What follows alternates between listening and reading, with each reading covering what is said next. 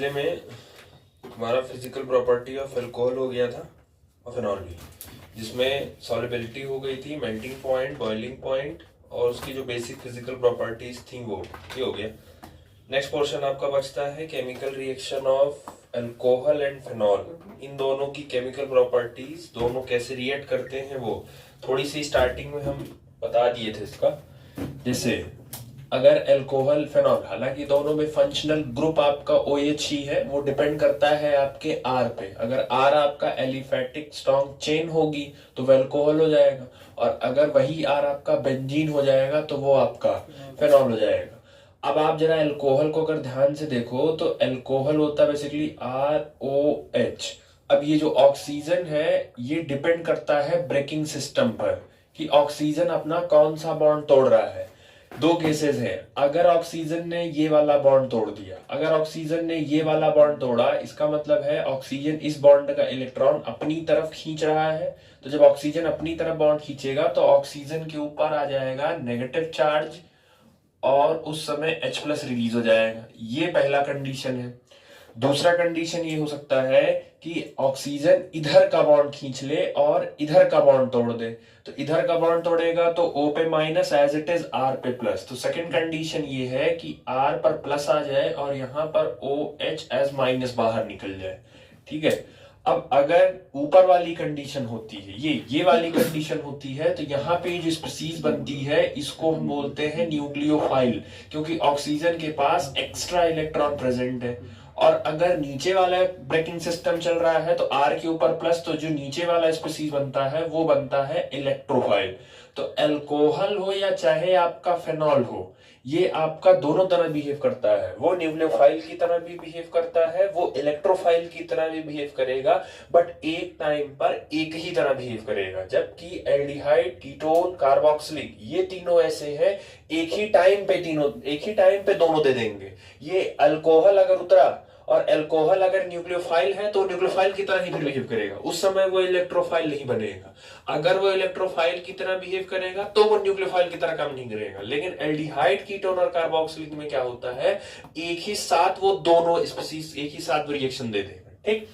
दूसरा, ये जो ऊपर वाला है आपका RO-, इसको अलग से एक नाम दिया गया है, दैट इज कॉल्ड, इसको हम बोलते हैं एल्कोक्साइड आयन। Alkoxide ion. अब बाकी जो भी मेटल यहाँ पे जुड़ जाएगा उसी मेटल के नाम पे इसका नाम हो जाएगा, दैट इज कॉल्ड सोडियम जुड़ा तो सोडियम एल्कोक्साइड, पोटेशियम जुड़ा तो पोटेशियम ऑक्साइड, मैग्नीशियम जुड़ा तो मैग्नीशियम एल्कोक्साइड। ठीक।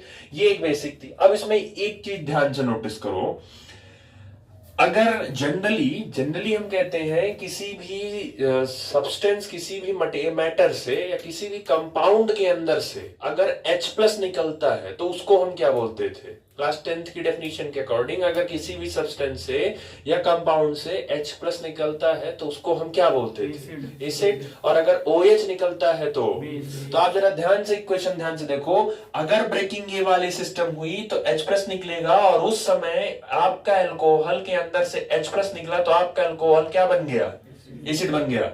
और सेम आप दूसरा ब्रेकिंग सिस्टम देखो, अल्कोहल के अंदर से OH निकला तो दूसरे केस में ब्रेकिंग सिस्टम में अल्कोहल आपका क्या बन गया, बेस बन गया। मतलब alcohol can act as acid and act as base. और जो कंपाउंड एसिड और बेस दोनों की तरह बिहेव करता है, ऐसे कंपाउंड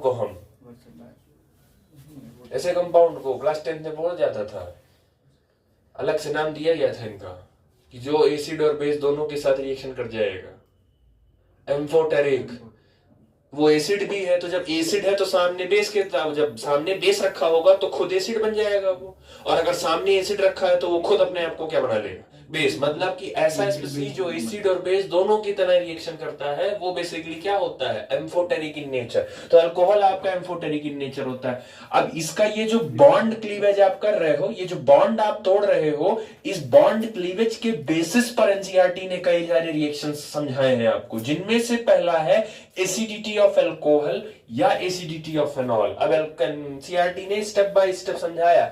वो पहली हेडिंग आपको दे रही है, reaction involving cleavage of OH bond. अब मेरी तो पुरानी बुक है, 327 पे है, बुक खोल के बैठो इसीलिए।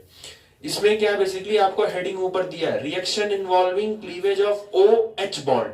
ओ एच बॉन्ड टूट रहा है, तो जब ओ एच बॉन्ड टूटेगा तो यहां से H प्लस निकलेगा, और H प्लस निकलने का मतलब है वो एसिडिक इन नेचर है। तो एनसीईआरटी आपको पहला जो हेडिंग प्रूफ करवा रही है वो करवा रही है acidity of alcohol and phenol, ये वो करवा रही है। ठीक, अब ये कहने को भले ये क्लास 12th का है, तो इसमें रिएक्टेंट सिर्फ आपके 12th के उठाए गए हैं, कंसेप्ट वही 10th वाला ही है।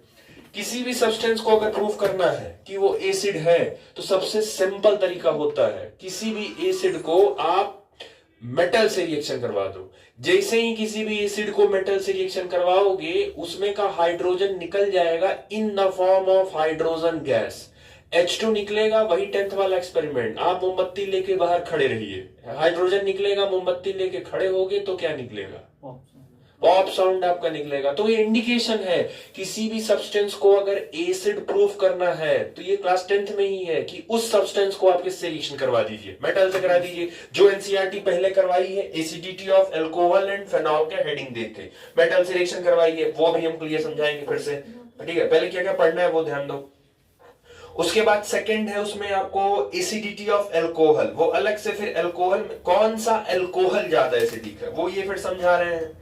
उसके बाद आपका थर्ड है एसिडिटी ऑफ फेनॉल, फेनॉल की एसिडिटी आप कैसे जज करोगे वो समझा रहे हैं आपको, उसका पूरा रेजोनेटिंग स्ट्रक्चर बनवा के वो समझा रहे हैं। उसके बाद नेक्स्ट आता है आपका ईस्टरीफिकेशन, उसमें समझा रहे हैं। और ये तीन, ये जो आपके जो दो हेडिंग्स है आपकी, बेसिकली आप उसमें दो कह लो या सब कह लो, मैं वो नोट्स में है, दो कह लो यार। तो पहला जो क्लीवेज है वो OH के बॉन्ड का है। अगर O और H के बॉन्ड टूटेगा, मतलब ये वाला बॉन्ड अगर टूट गया ये वाला, तो उसमें आपको दो ही रिएक्शन पढ़नी है। पहला acidity of alcohol and phenol, ये पढ़ना है, और दूसरा आपको पढ़ना है ईस्टरीफिकेशन, ये पढ़ना है पहले क्लीवेज में। सेकेंड क्लीवेज आपकी आती है C और O के बीच में, ये वाला, क्योंकि ये R होता है एल्किल ग्रुप, एल्किल में होगा आपका एक कार्बन, तो कार्बन और ऑक्सीजन की भी अगर ये वाला बॉन्ड टूट गया तो आपको क्या क्या पढ़ना है। तो उसमें आपको पहला दिया है बोल्ड लेटर्स में, reaction with hydrogen halide, reaction with phosphorus trihalide, और तीसरा दिया है डिहाइड्रेशन विद देयर मैकेनिज्म। चौथा हेडिंग दिया है आपको ऑक्सीडेशन, और उसके बाद हाँ ये खत्म हो गया आपका।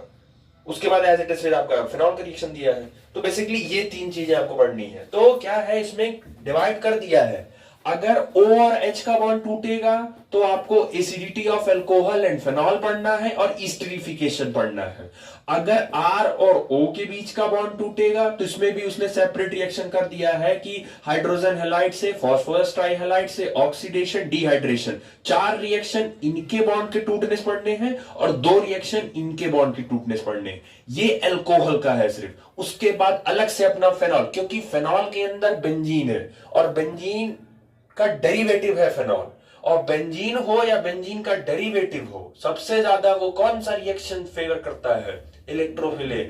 ये लाइन कई बार बता चुके हैं, बेंजीन और उसका डेरिवेटिव जब भी रिएक्शन देने उतरेंगे वो हमेशा इलेक्ट्रोफिलिक सब्स्टिट्यूशन ही देंगे, क्योंकि बेंजीन एक इलेक्ट्रॉन रिच स्पीसीज है, उसको इलेक्ट्रॉन की अधिकता है, तो वो कमी वालों से रिएक्शन करेगा, और जितने इलेक्ट्रोफाइल होते हैं उनके पास इलेक्ट्रॉन कम होता है, कमी होती है। तो बेंजीन या उसके डेरिवेटिव हमेशा कम शॉर्ट एरिया पे अटैक करेंगे, ना कि स्ट्रॉन्ग एरिया पे, और एक न्यूक्लियोफाइल के पास इलेक्ट्रॉन ज्यादा होता है तो वो रिएक्शन वहां नहीं करेगा। इसीलिए कहा जाता है बेंजीन एंड बेंजीन के डेरिवेटिव सारे के सारे इलेक्ट्रोफिलिक सब्स्टिट्यूशन रिएक्शन देते हैं। समझ आया? ये था स्टार्टर इसका। अभी एक एक करके आपको पढ़ना है, ठीक? चल, तो पहला है आपका जो अभी आपके पास एल्कोहल है, डेट इज आपका ROH। तो इसमें पहला O और H का बॉन्ड अगर आप तोड़ते हैं तो उसमें आपको यही पहली हेडिंग पढ़नी है, acidity of alcohol and phenol. आपको प्रूव करना है कि एल्कोहल और फेनॉल जो होता है वो एक एसिडिक कंपाउंड है। तो क्लास 10th के बेसिक पर हम इतना जानते हैं कि अगर हमें ये प्रूव करना है कि वो कंपाउंड एसिड है या बेस, तो जिसको भी प्रूव करना है उस कंपाउंड को किसी भी स्ट्रॉन्ग मेटल से आप रिएक्शन करवा दीजिए। तो आपके पास एल्कोहल प्रेजेंट है, दैट इज आपका ROH। इसका रिएक्शन आप क्या करवा दो, मेटल के साथ करवा दो। तो आप इसको मेटल के साथ रिएक्शन करवा दो। अब जैसे ही आप इसका रिएक्शन मेटल के साथ कराओगे, क्योंकि ऑक्सीजन की इलेक्ट्रोनेगेटिविटी ज्यादा है, तो वो इस बॉन्ड का इलेक्ट्रॉन अपनी तरफ खींच लेगा। तो ऑक्सीजन के ऊपर कौन सा चार्ज आएगा? नेगेटिव चार्ज आएगा। तो ये बन जाएगा आपका RO-। और क्योंकि मेटल के ऊपर होता है पॉजिटिव चार्ज, तो वो पॉजिटिव जाके यहां बैठ जाएगा। तो जो भी आप यहां मेटल लेते हो, तो मेटल को मैं सिंबल M से कर दे रहा हूं, और उस मेटल के ऊपर होगा पॉजिटिव चार्ज, ठीक है। और यहां से H+ निकल जाएगा। H+ निकलने का मतलब ये होता है ऐसे सेम एक बार और रिएक्शन होगा और वहां से आपका क्या निकल जाएगा? H2 gas. H2 गैस का निकलना ही इंडिकेट कर रहा है कि सामने वाला क्या रहा होगा? एसिडिक रहा होगा, क्योंकि मेटल के पास हाइड्रोजन नहीं है। जो हाइड्रोजन रहा होगा वो यहीं से निकला होगा। दूसरा, ये जो अभी थोड़ी देर पहले बताया, ये जो R और O- होता है, इसको हम बोलते हैं एल्कोक्साइड। अब क्योंकि मेटल जोड़ दिए हो, तो रूल के हिसाब से मेटल का नाम हमेशा आगे लिखा जाता है। तो ये हो जाएगा आपका मेटल ऑक्साइड। कोई भी एक एग्जांपल लेके सेट कर लो। जैसे R की जगह आप एक ले लो, डेट इज कॉल्ड आपका CH3OH। इसका रिएक्शन अब करवा दो सोडियम मेटल के साथ। जैसे ही रिएक्शन कराओगे, ये बन जाएगा आपका CH3O- और Na+, ये बन जाएगा। और साथ में आपका H2 गैस रिलीज हो जाएगा। ये जो नीचे आप बना के रेडी किए हो, अब सोडियम, तो इसका नाम तो एज इट इज आपने सोडियम लिख दिया, तो ये हो गया आपका सोडियम। अब एल्कोक्साइड है। एल्कोक्साइड का मतलब है ऑक्साइड तो रहेगा ही रहेगा, क्योंकि ऑक्सीजन है। एल्क का मतलब होता है कि कितने कार्बन आपके पास हैं। तो कितने कार्बन आपके पास है? एक। और एक कार्बन के लिए क्या लिखते हो? मैथ। तो इसी एल्क की जगह एक कार्बन है, इसीलिए उसकी जगह कितने हो, क्या हो गया? एक कार्बन के लिए मैथ। बाकी पीछे वाला एज इट इज आप जोड़ दो पीछे, दैट इज कॉल्ड ऑक्साइड। तो उसका, इस कंपाउंड का पूरा नाम हो गया सोडियम मेथॉक्साइड। समझ आ गया? सेम काम अब आपको करना है फिनॉल के साथ ट्रीटमेंट। अब अगर आप इसी का रिएक्शन फिनॉल के साथ करवाते हो, तो ये हो जाएगा OH, और ये बन गया आपका फिनॉल। अब जब फिनॉल का रिएक्शन आप करवाओगे मेटल के साथ, दैट इज कॉल्ड आपका सोडियम, इसके साथ करवाओगे, तो वही सेम काम है, क्योंकि बॉन्ड यहां का टूटेगा तो यहां पे आ जाएगा। अब ये H निकल जाएगा, तो ऑक्सीजन के ऊपर माइनस चार्ज आ जाएगा, और यहां पर आपका नीचे बेंजीन आपका बन जाएगा। अब ये जो स्पीसीज बन के रेडी होती है, ये जो स्पीसीज बन के रेडी होती है, इसको बोलते हैं फेनॉक्साइड आयन। इसको बोलते हैं फेनॉक्साइड आयन, ठीक है। एज इट इज फिर ऑक्साइड रहेगा ही रहेगा, क्योंकि ऑक्सीजन है। और फेन, फेन का मतलब है ये फेनिल ही तो है। तो बस फेनिल में से इल हटाया और वहां पे ऑक्सीजन जोड़ दिया, तो इसीलिए वहां पे ऑक्साइड हो गया। क्योंकि सोडियम अभी जाके वहां बैठ जाएगा, तो सोडियम यहीं जाके अभी यहां पर बैठ जाएगा, तो फिर वही सेम काम, फेनॉक्साइड के पहले जो नाम ऐड हो जाएगा, that is called sodium phenoxide. और प्लस यहां पर आपका क्या रिमूव हो जाएगा? H2 गैस रिमूव हो जाएगा। तो ये पहला हेडिंग था, जिसमें आपको प्रूफ करना होता है कि कोई आपका अल्कोहल और फिनॉल एसिडिक होता है। सिंपल, आप मेटल से रिएक्शन करवा दो। अगर मेटल एल्कोक्साइड बन रहा है, तो इसका मतलब है कि आपका अल्कोहल एसिडिक होता है। और अगर फेनॉक्साइड बन रहा है, तो इसका मतलब है वो फिनॉल आपका कैसा इन नेचर है? एसिडिक इन नेचर है। वो रिएक्शन आपको पहले प्रूफ करा के दिखाया गया उसमें एनसीईआरटी, ठीक। देखो, इसी फेनॉल का रिएक्शन, फेनॉल, इसी फेनॉल का रिएक्शन आप सोडियम से ना करा के सोडियम हाइड्रोक्साइड से कराइए, that is NaOH, caustic soda. इसके साथ कराओगे तो होगा सेम वही, बॉन्ड यहीं का टूटेगा। अब यहां से फ्री हो जाएगा H, और यहां NaOH टूटेगा तो Na पे आएगा प्लस, OH पे आएगा माइनस। यहां से निकलेगा H, यहां से निकलेगा OH, तो H और OH मिलके क्या निकल देंगे? वाटर। और इस H की जगह Na जाके बैठ जाएगा, तो ये आपका बन गया O पर माइनस, और उस H की जगह जाके एज इट इज बन गया Na, और नीचे आपका बन गया ये कंपाउंड, और साथ में आपका निकल गया वाटर। अब होगा क्या, प्रोडक्ट तो दोनों में सेम ही बना है, इंडिकेशन तो दोनों की सेम है। यहां आपसे वो बाई प्रोडक्ट पूछेंगे, क्योंकि दोनों का बाई प्रोडक्ट अलग है। ये आपसे क्वेश्चन पूछेंगे, what happen if phenol is treated with caustic soda, identify there by products, वो ऐसे पूछेंगे। या एमसीक्यू में रहेगा, इफ कार्बो, क्योंकि फेनॉल का दूसरा नाम क्या होता है? Carbolic acid. If carbolic acid is treated with the sodium hydroxide then the possible products are, वो रख के देंगे दो example, sodium phenoxide water, sodium phenoxide H2, sodium phenoxide, वो करके आपको देंगे. तो आपको प्रूफ करना हो तो आपके पास दोनों ऑप्शन है. बाय प्रोडक्ट याद रखिएगा दोनों है, एनसीईआरटी ने दोनों आपको एक्सप्लेन किया है. ठीक, ये हो जाता है आपका पहला. उसके बाद आपका लास्ट ईयर में इक्विलिब्रियम में कंसेप्ट था कॉन्जुगेट एसिड और बेस का. तो वो थोड़ी सी होती है प्रॉब्लम, हालांकि 12th में कहीं ऐसा काम लगेगा नहीं उसका. अब एनसीईआरटी क्योंकि थोड़ा सा खाली समझाई है, थोड़ा सा खाली काम टाइम पास खाली करवाई है बस, और कुछ है नहीं उसमें. देखो जैसे मान लो आपके पास एसिड है, पहले तो इसमें याद कर लो, आपके पास एसिड है और आपके पास बेस है. अगर ये दो लोग हैं, ठीक है, तो एसिड से क्या निकलेगा? H+ और बेस से क्या निकलेगा? OH निकलेगा. एक चीज हमेशा याद रख लो, एसिड से जब H+ निकल जाता है तो एसिड का जो साथी होता है उसको बोलते हैं हम कॉन्जुगेट बेस. एसिड वाले के साथी को बोलते हैं कॉन्जुगेट बेस, और जो बेस वाला होता है, बेस वाले के साथी को बोलते हैं कॉन्जुगेट एसिड.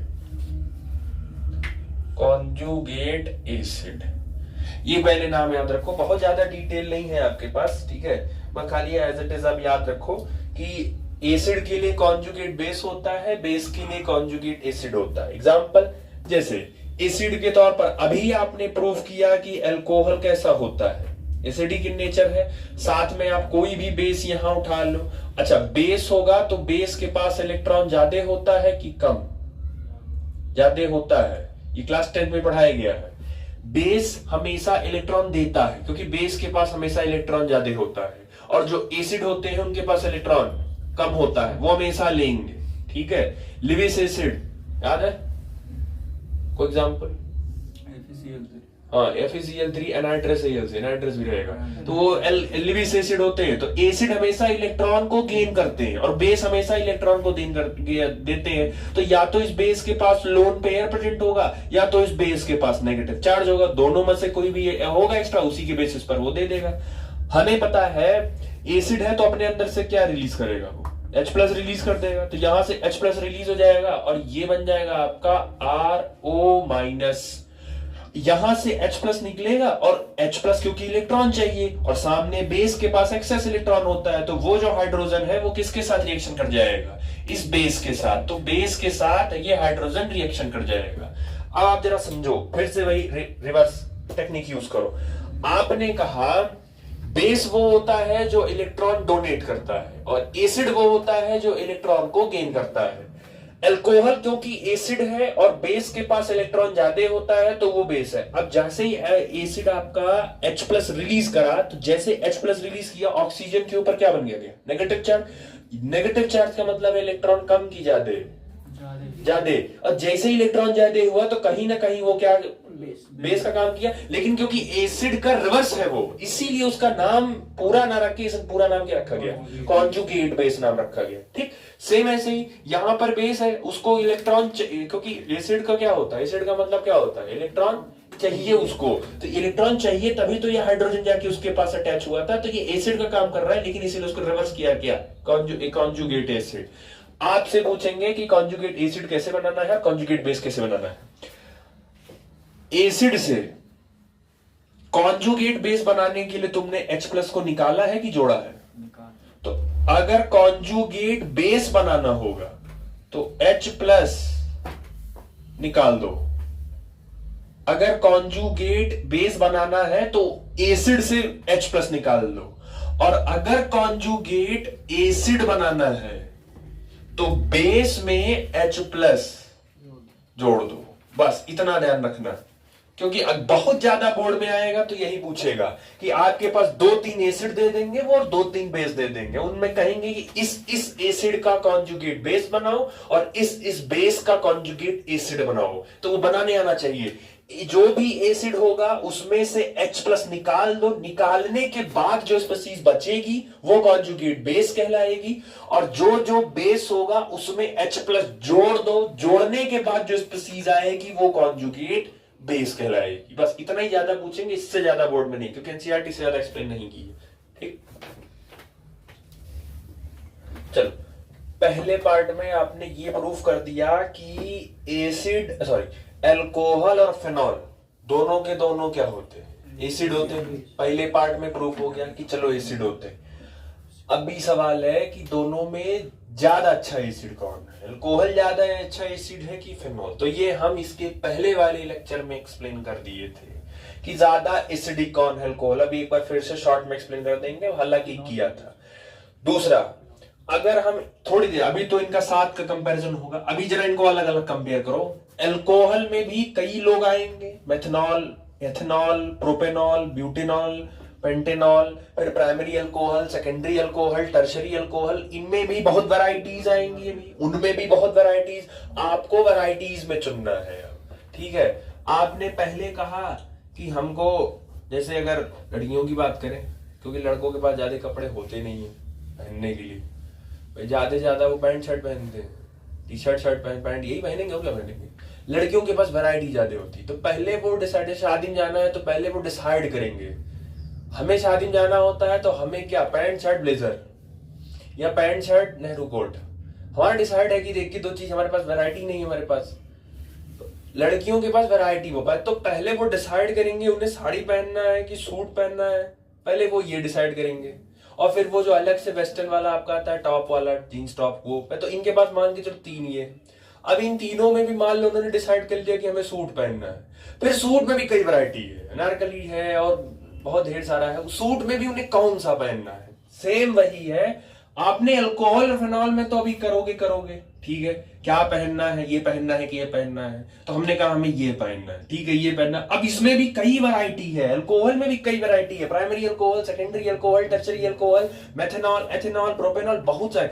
इसमें कैसे चुनोगे आप कि कौन सा ज्यादा एसिडिक है, क्योंकि अल्कोहल है। अब आप जब मान लीजिए लड़कियां पसंद की, अब 6 ड्रेस सामने है, उसमें भी एक कोई पसंद करना है कि इनमें से बेस्ट कौन सा है। सेम वैसे ही अल्कोहल में एसिडिक है, इनके खानदान में भी बेस्ट एसिडिक कौन है वो आपको चुनना है। ठीक, तो इसमें क्या है, अल्कोहल में अगर आप देखो तो 3 तरीके के बेसिकली आएंगे। पहला आएगा आपके पास 1 डिग्री अल्कोहल, ठीक है, 1 degree alcohol in the sense हो गया आपका R CH2OH, ये हो गया आपका 1 डिग्री अल्कोहल। सेकंड आता है आपका 2 डिग्री अल्कोहल, तो ये हो जाएगा RC, फिर ये हो जाएगा RCH और ये हो जाएगा OH, तो ये आपका हो गया 2 डिग्री अल्कोहल। थर्ड आता है आपका 3 degree alcohol, that is RCR और ये हो जाएगा OH, तो ये हो गया आपका 3 डिग्री अल्कोहल।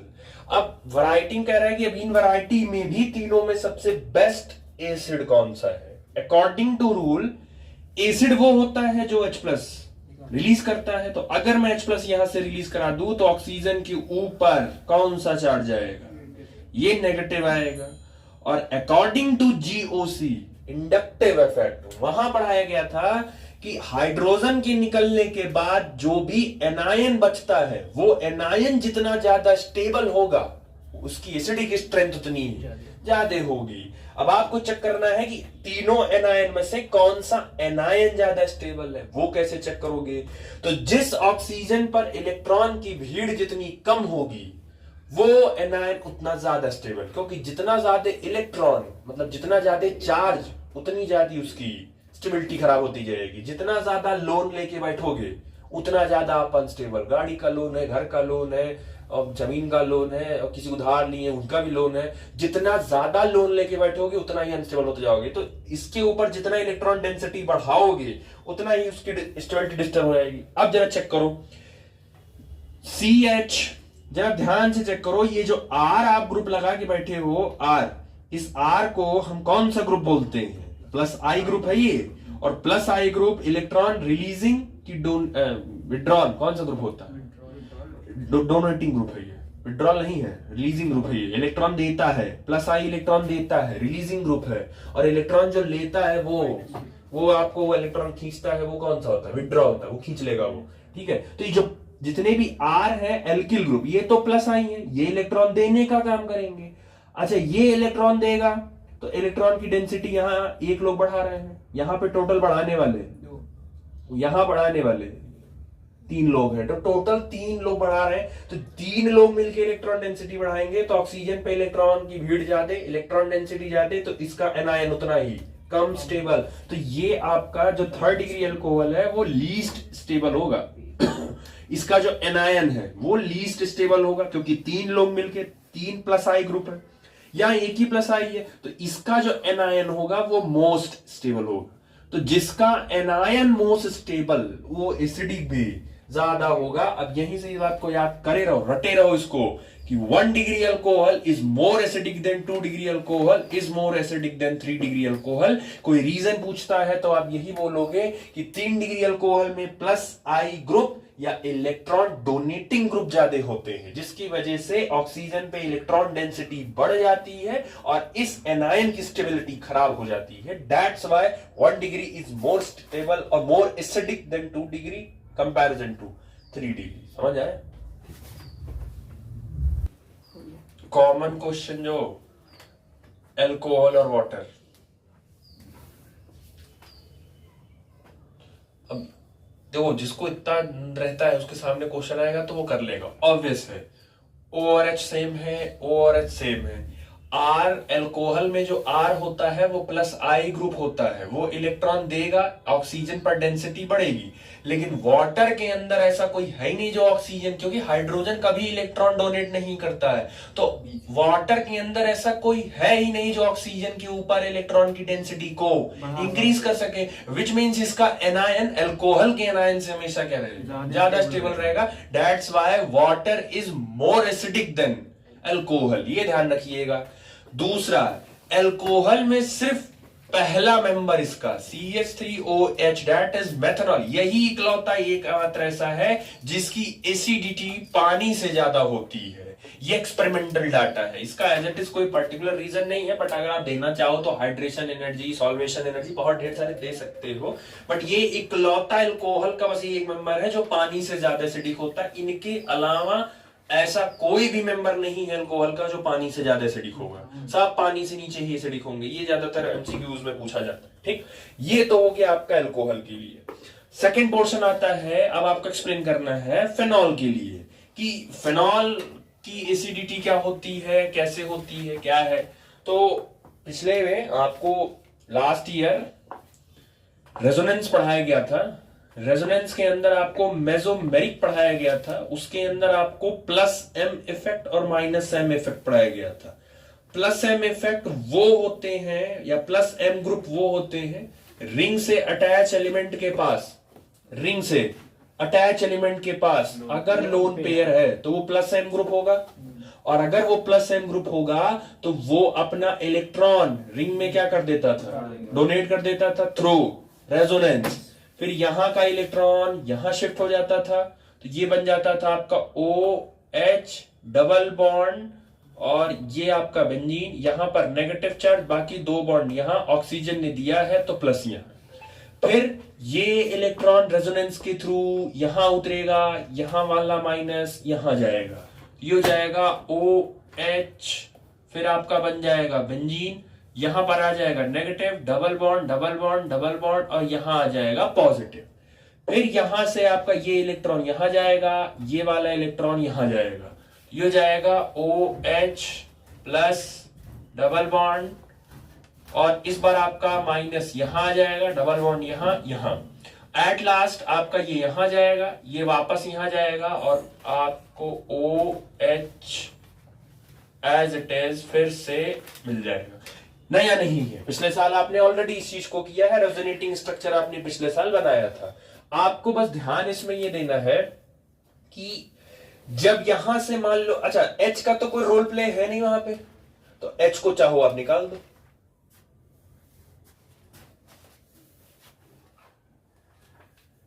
अच्छा, जैसे ही H को आप निकालोगे, H के निकालते ही ऑक्सीजन के ऊपर कौन सा चार्ज आएगा? नेगेटिव, तो ये नेगेटिव उसका अपीयर हो जाएगा क्योंकि H। अब बेसिकली ये जो स्पीसीज बनी, इसी स्पीसीज को तो आपने भी थोड़ी देर पहले फेनॉक्साइड आयन बोला था। अब आप जरा ध्यान से चेक करो, ये जो माइनस था, यही माइनस उतर के पूरे रिंग में सर्कुलेट हो गया कि नहीं?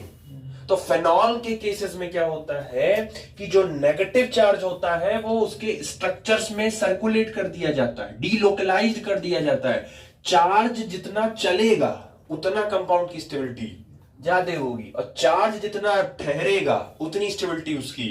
अल्कोहल के केस में यही प्रॉब्लम है कि अल्कोहल के केस में चार्ज कहीं चल नहीं पा रहा था। अल्कोहल के केस में सारा चार्ज एक ही जगह इकट्ठा हो रहा था, लेकिन फेनॉल के केसेस में वो चार्ज पूरे रिंग में सर्कुलेट हो जा रहा था, जिसकी वजह से फेनॉक्साइड की स्टेबिलिटी ज्यादा होती है कंपैरिजन टू एल्कोक्साइड के। इसीलिए phenol is more acidic then alcohol. वो कोई रीजन आपसे पूछेंगे, why phenol is more acidic then alcohol, तो आप कहोगे in phenol there is a presence of phenoxide ion which undergo resonance in which the electrons or negative charge delocalized through over the structures and the stability will be greater।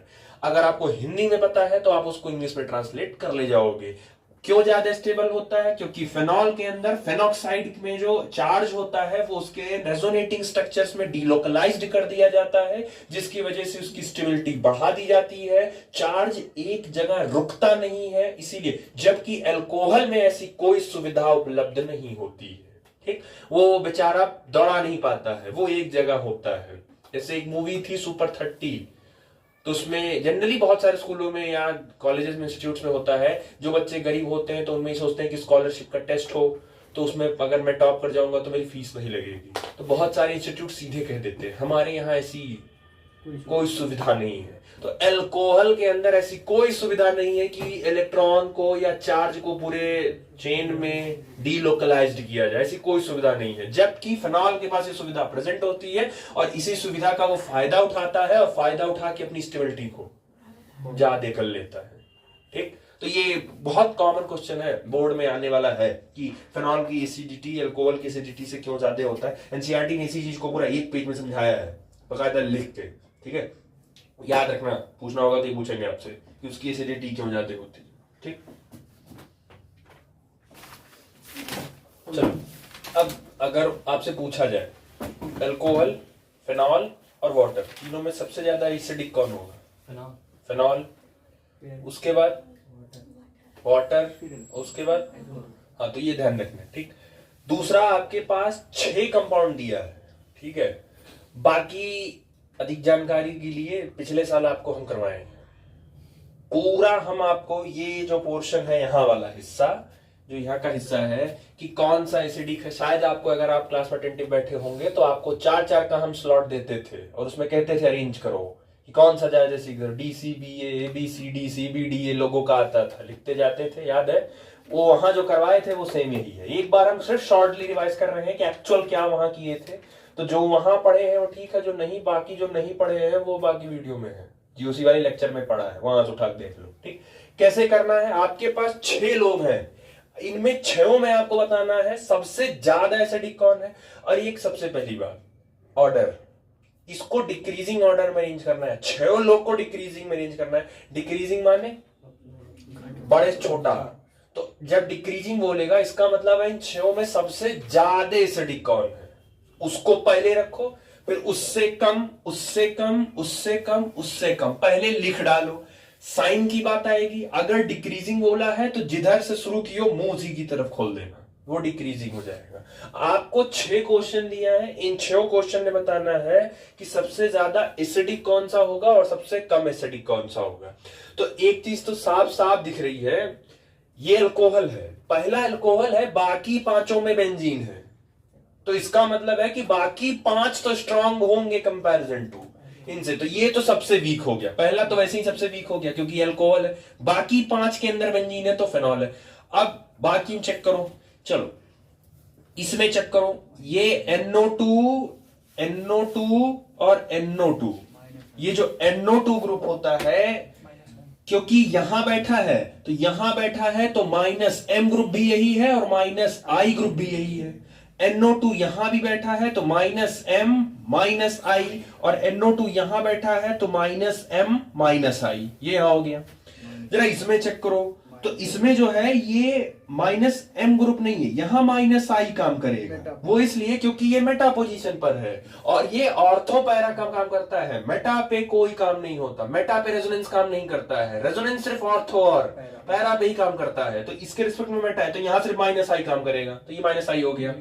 इसका check करो, इसके भी respect में दोनों position क्या है उसकी, Meta ही है, तो यहां एम नहीं काम करेगा, यहां बेसिकली आई काम करेगा। तो माइनस आई यहां और माइनस आई यहां दो लोग हो गए।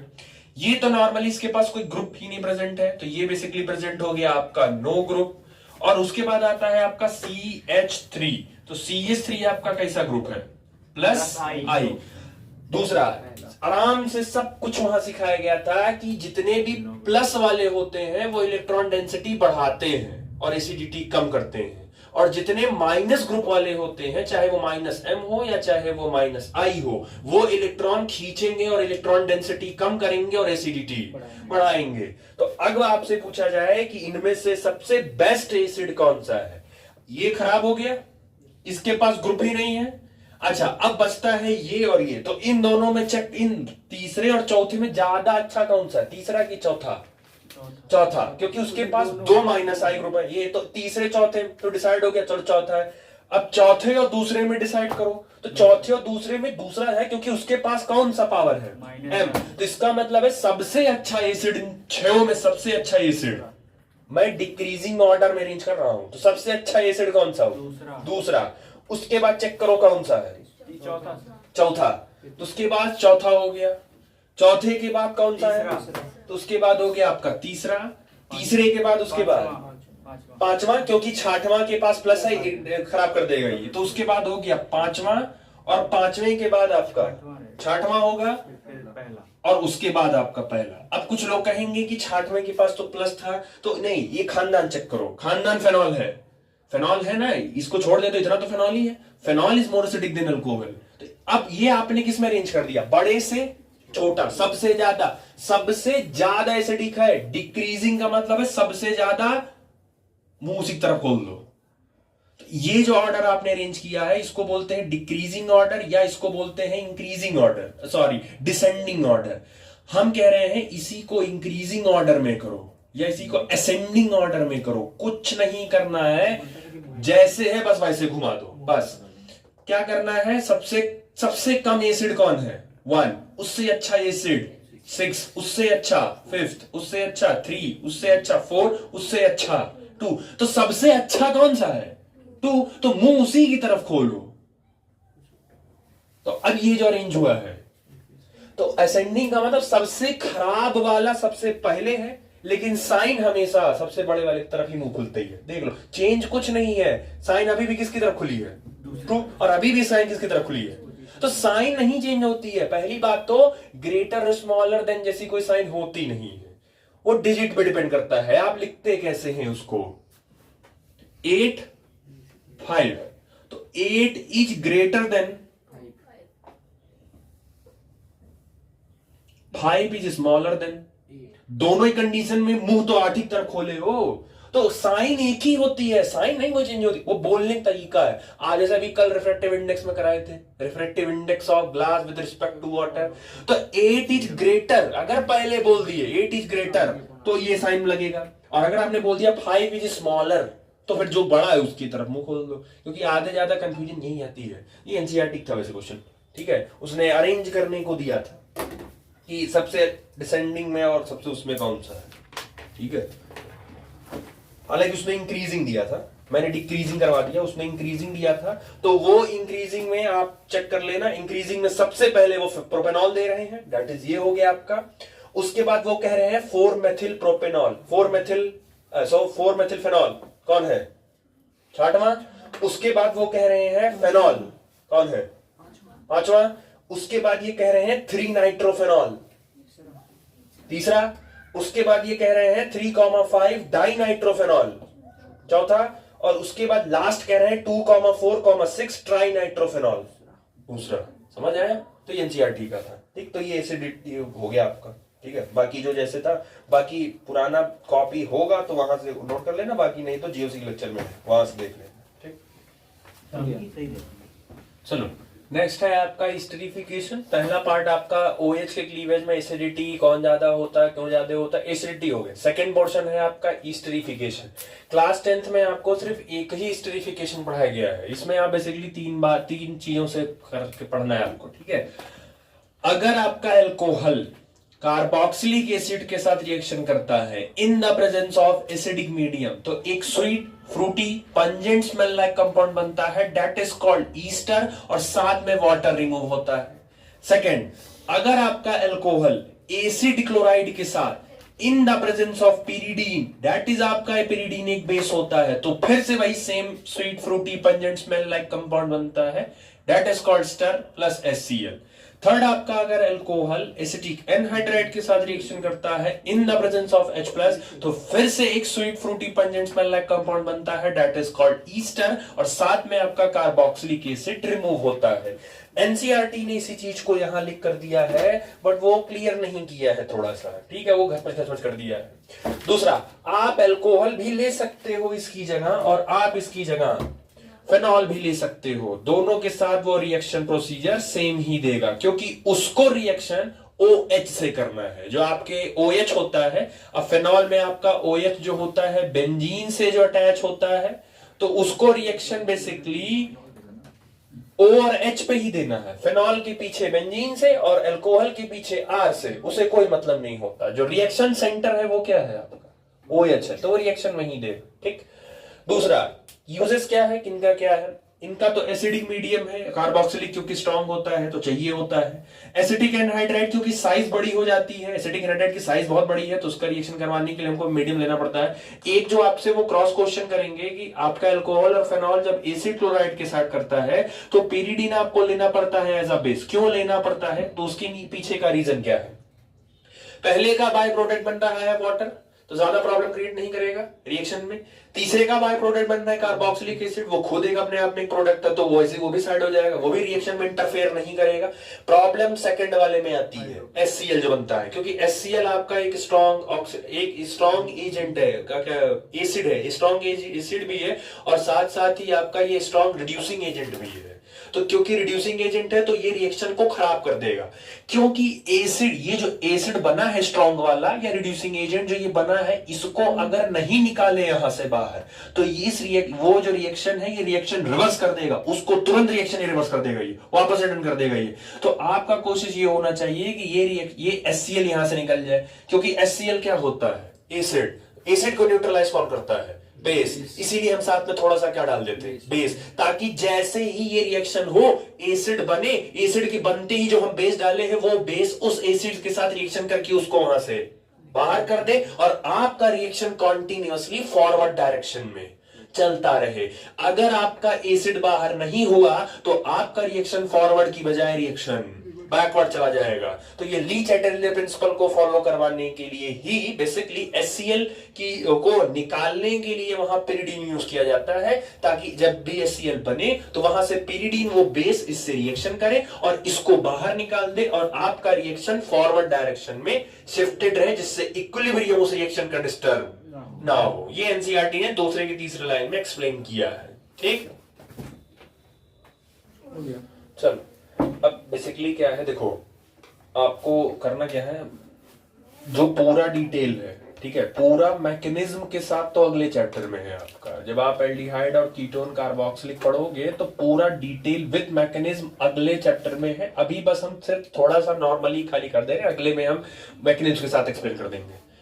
एल्कोहल होता है आपका ROH, इसका रिएक्शन, क्योंकि जो सबसे ज्यादा इंपॉर्टेंट है वो यही वाला है, जो ज्यादातर एग्जाम में पूछे जाने के चांसेस हैं, कि अल्कोहल का रिएक्शन कार्बोक्सिलिक के साथ अगर कराओगे, और कार्बोक्सिलिक का फॉर्मूला हो गया RCOOH, ये हो गया इन the presence of concentrated H2SO4, जो कि आपका एक तरीके का डिहाइड्रेटिंग एजेंट हो गया।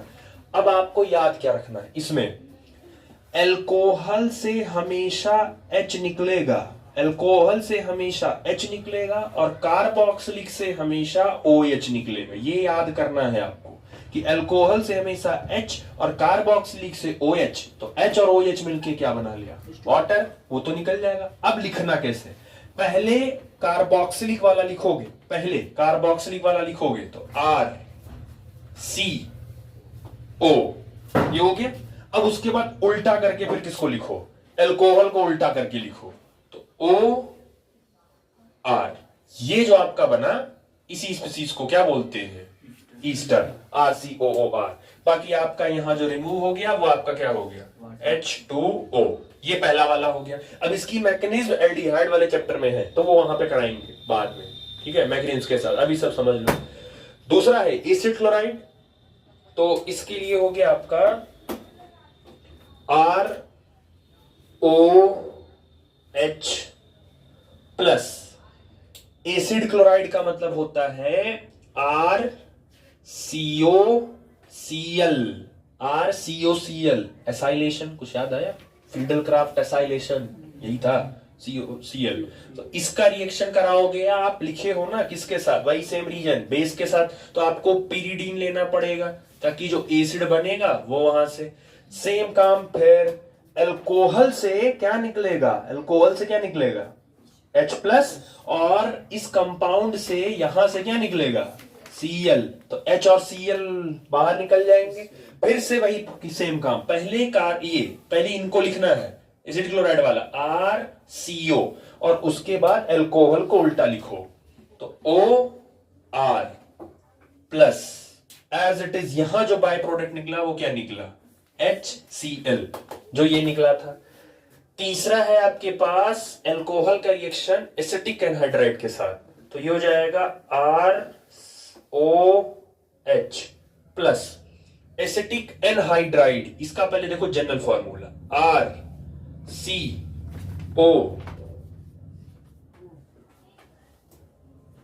और C double bond O C double bond OR, ये होता है, ये इसका जनरल फॉर्मूला है। वही same in the presence of H plus, acidic के प्रेजेंस में आप लोगे तो RCOOR। अब ये बताओ RCO ये दोनों कॉमन है, तो इसको ऐसे भी तो लिख सकते हो, इसको ऐसे भी तो लिख सकते हो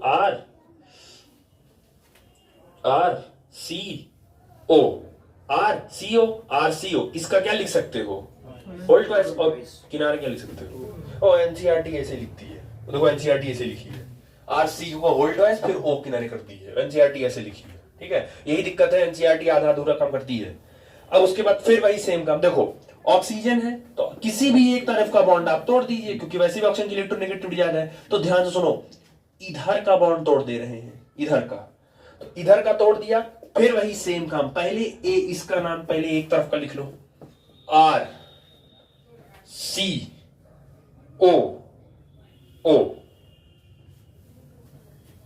अरे सॉरी, इधर नहीं, इधर वाला, ये इधर वाला लिखो, इधर वाला RC और O। अब बाद में यहां से क्या, अल्कोहल से क्या निकलेगा, इसको उल्टा लिख दो, OR करके लिख दो, तो यहां हो गया OR, बन गया। अब बचा क्या, यहां इतना ये हिस्सा बचा, तो ये हिस्सा आपका क्या है, RC डबल बॉन्ड O और अल्कोहल से क्या निकाल लेते हैं, H। ध्यान से देखो, RCOOH कार्बोक्सिलिक की तो है। तो ये हो रिएक्शन ऐसे किया है जो एनसीईआरटी ने रिएक्शन किया है। बस जहां आप फेनॉल करेगा तो बस R की जगह आप क्या किसको रख सकते हो, बेंजीन रख दो R की जगह, वो हो जाएगा। इन तीनों का मैकेनिज्म, तीनों का तो नहीं दिया है, सिर्फ ऊपर वाले का मैकेनिज्म अगले चैप्टर में एक्सप्लेन किया है, वो हम वहां कर लेंगे, ठीक। इसको चाहोगे निकाल लो, ऐसे आसान रहेगा।